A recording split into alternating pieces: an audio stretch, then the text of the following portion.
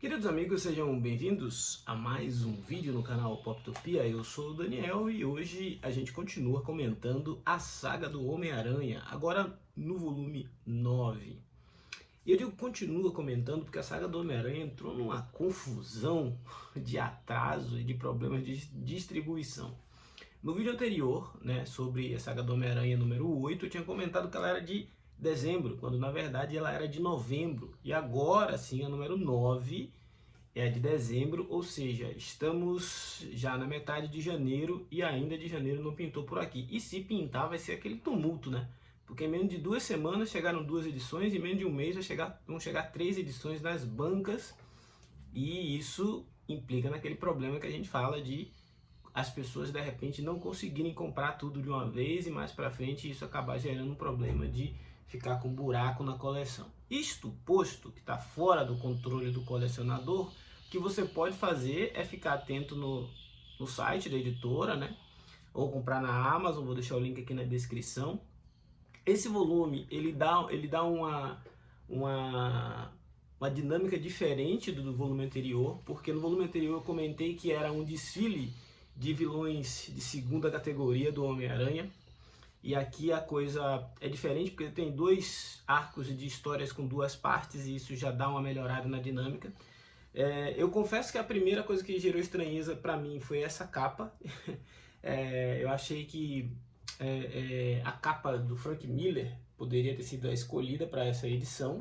Mas eu lembrei que não faz muito tempo a Panini lançou esse ônibus do Frank Miller e usou essa capa. Então, de repente, para não replicar novamente e utilizar novamente esse material, o editor aí optou pela capa da história onde o John Jameson está transformado aqui no Homem-Lobo, né? Que eu não gosto dessa capa, mas entendi as escolhas editoriais. Isto posto, a gente tem 144 páginas, capa cartão, R$ 39,90, por isso é bom você se programar para ir comprando aí à medida que der, né? E as edições Peter Parker Espetacular Spider-Man 59,60 e o anual número 3, Amazing Spider-Man número 222 e número 223.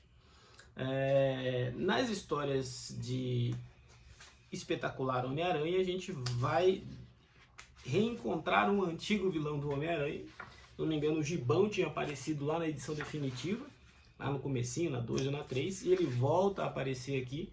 O Gibão, ele está trabalhando para uma emissora de TV que está quase falindo, e que se propôs, um programa de TV, né? Se propôs a fazer matérias polêmicas, e uma delas é quem é o Homem-Aranha. Ele tenta chamar a atenção do Homem-Aranha através de uma luta para gerar conteúdo, olhem só.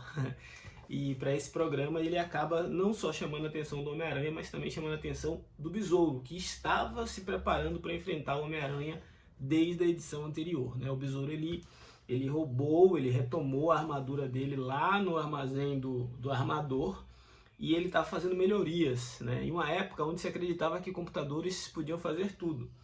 E o Besouro ele programou o uniforme dele através de computadores para antecipar os movimentos do Homem-Aranha, tornando uma luta difícil para o Peter Parker aqui.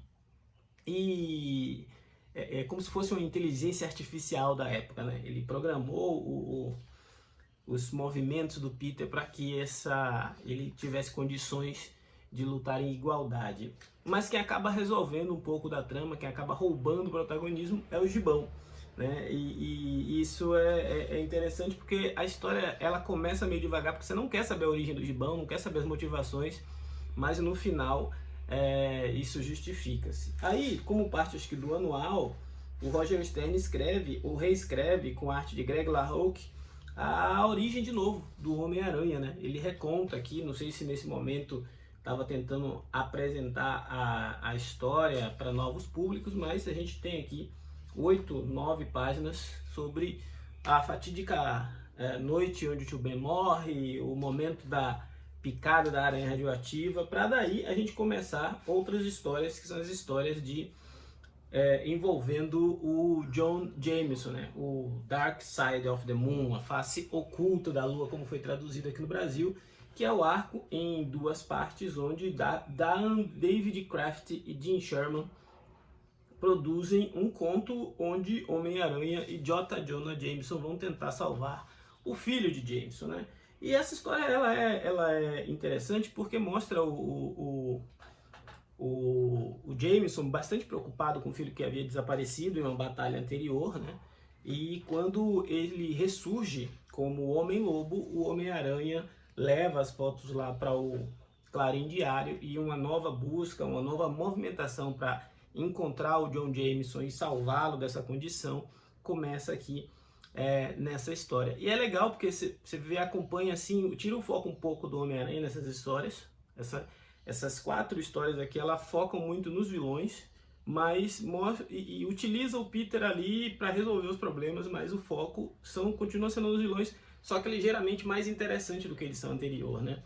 O Jameson, ele tenta de alguma forma contribuir para que o filho dele se cure dessa condição incomum, mas ele acaba mais atrapalhando do que ajudando o Homem-Aranha, né? E mal sabe ele que o Homem-Aranha é o seu fotógrafo, é o Peter Parker, enfim. Aí a gente tem uma outra história, que é uma história do Homem-Aranha contra um velocista, que é o sensacional Corisco, adorei esse nome.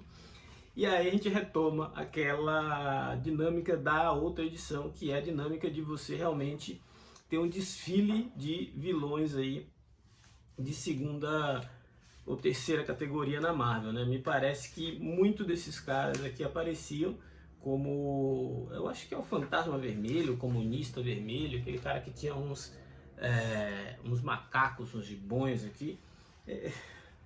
Eu confesso para vocês que a minha motivação para ler algumas histórias com personagens datados, esquecidos, ela diminui bastante.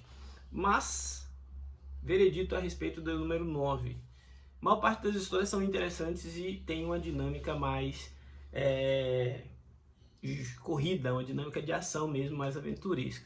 Então, eu não sei se faz bem, inclusive, para a gente, quanto leitor, ler tanto dessa saga do Homem-Aranha em um intervalo tão curto de tempo, né? Me parece que é um material que, quando você lê mês a mês, assim, e a distribuição funciona direitinho, você até cria um pouco mais de saudade e de vontade de ler o material. Quando começa a chegar tudo junto, ela já dá uma fadigada no estilo da leitura, pelo menos nesse momento que está aqui. Por exemplo, agora eu estou com muita vontade de ler a saga dos X-Men. E essa não chegou por aqui ainda. Se já chegou aí na tua cidade, comenta. Se já chegou na sua assinatura, comenta, porque eu estou na expectativa. Esse foi o Poptopia de hoje. Se você não for inscrito, se inscreva para a gente continuar falando dos quadrinhos de banca, dos quadrinhos que a gente vai comprar e de outros muitos que chegam por aqui. Afinal, falar de gibi é sempre muito bom. Forte abraço. Até a próxima.